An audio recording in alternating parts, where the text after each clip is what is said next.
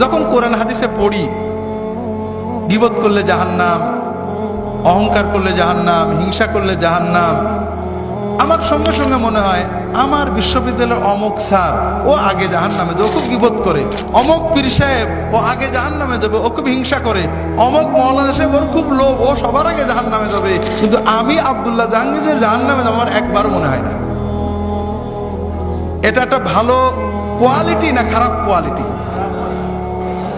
এটা হলো ইমানের ক্যান্সার। মুমিন অন্যের গুনার চিন্তা করবে না, অন্যের গুনার চিন্তা করেছেন তো মরেছেন।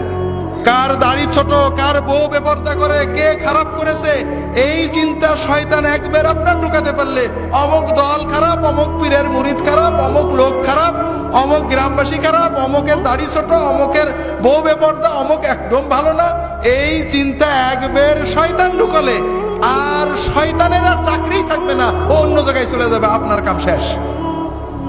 কারণ আপনি অন্যের গুনার বিচার করতে গেলে নিজের গুনাহগুলো আর মনে পড়বে না, নিজেকে খুব ভালো মনে হবে। কথা কি বুঝতে পেরেছেন?